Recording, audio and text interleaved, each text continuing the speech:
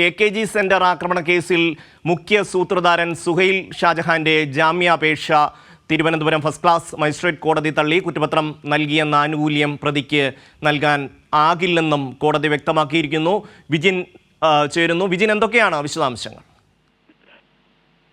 ഷമി, നേരത്തെ ഈ ഒളിവിലായിരുന്ന 2 വർഷമായി ഒളിവിൽ കഴിഞ്ഞിരുന്ന AKG സെന്റർ അക്രമ കേസിലെ മുഖ്യ സൂത്രധാരനും 2ാം പ്രതിയുമായ സുഹൈൽ ഷാജഹാൻ കഴിഞ്ഞ 2 ദിവസങ്ങൾക്ക് മുമ്പാണ് ദില്ലിയിൽ നിന്നും പിടിക്കപ്പെട്ടത്. തുടർന്ന് ക്രൈംബ്രാഞ്ച് സംഘം കേരളത്തിൽ എത്തിച്ചിരുന്നു.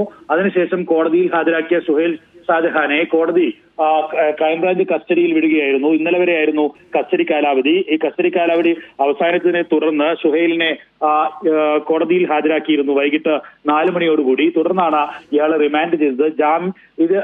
ജാമ്യം നൽകണമെന്ന് ആവശ്യപ്പെട്ടാണ് തിരുവനന്തപുരം ഫസ്റ്റ് ക്ലാസ് മജിസ്ട്രേറ്റ് കോടതിയിൽ സുഹൈൽ ഷാജഹാൻ അപ്പീൽ നൽകിയത്. ഈ ഹർജിയാണ് നിലവിൽ ഇപ്പോൾ തള്ളിയിരിക്കുന്നത്. കോടതി വ്യക്തമാക്കിയത് കുറ്റപത്രം സമർപ്പിച്ചു എന്നതുകൊണ്ട് ഇയാൾക്ക് ജാമ്യം നൽകാനുള്ള അത്തരമൊരു ആനുകൂല്യം നൽകാൻ കഴിയില്ല എന്നാണ് കോടതി വ്യക്തമാക്കിയിരിക്കുന്നത്.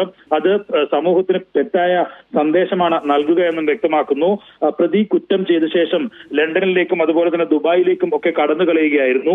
ലുക്കൌട്ട് നോട്ടീസ് പ്രകാരം ഡൽഹി എയർപോർട്ടിൽ വെച്ചാണ് ഇയാൾ അറസ്റ്റ് ചെയ്തതെന്നും ഗൂഢാലോചന സംബന്ധിച്ച് കൂടുതൽ അന്വേഷണം നടക്കുകയാണെന്നും അതുകൊണ്ട് തന്നെ ജാമ്യം നൽകരുത് എന്നുമാണ് പ്രോസിക്യൂഷൻ ആവശ്യപ്പെട്ടത്. ഈ കാര്യം അംഗീകരിച്ചുകൊണ്ടാണ് Thiruvananthapuram first class judicial magistrate കോടതി സുഹൈൽ ഷാജഹാന്റെ ജാമ്യ ഹർജി തള്ളിയിരിക്കുന്നത്. ഇയാൾ നിലവിൽ ജയിലിൽ തന്നെ തുടരും എന്നാണ് വ്യക്തമാക്കിയിട്ടുള്ളത്. എന്തായാലും വലിയ തരത്തിലുള്ള കോളിളക്കം സൃഷ്ടിച്ച കേസിലെ മുഖ്യ സൂത്രധാരൻ കെ സുധാകരനുമായി അടുത്ത ബന്ധം പുലർത്തുന്ന ആളായിരുന്നു സുഹൈൽ ഷാജഹാൻ.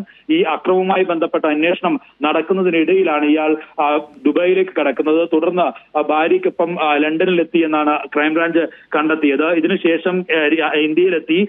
തുടർന്ന് വീണ്ടും ഡൽഹി വിമാനത്താവളത്തിൽ എത്തിയപ്പോഴാണ് ഇയാളെ പോലീസ് പിടികൂടുന്നത്. തുടർന്നാണ് ക്രൈംബ്രാഞ്ച് സംഘം ഇയാളെ കേരളത്തിലേക്ക് എത്തിക്കുകയും മൊഴിയെടുപ്പ് നടത്തുകയും ചെയ്തത്. അതിനുശേഷം 2 ദിവസം കോടതി ഇയാളെ ക്രൈംബ്രാഞ്ച് കസ്റ്റഡിയിൽ വിടുകയായിരുന്നു. വിശദമായ തെളിവെടുപ്പ് നടത്തിയ സാഹചര്യത്തിലും പൂർണ്ണമായും പ്രതി ഈ അന്വേഷണവുമായി തെളിവെടുപ്പുമായി സഹകരിക്കുന്നില്ല എന്ന കാര്യം ക്രൈംബ്രാഞ്ച് വ്യക്തമാക്കുകയും ചെയ്തിരുന്നു. പാസ്പോർട്ട് ഉൾപ്പെടെ സറണ്ടർ ചെയ്യാൻ ആവശ്യപ്പെട്ടിട്ടും ഇയാളിത്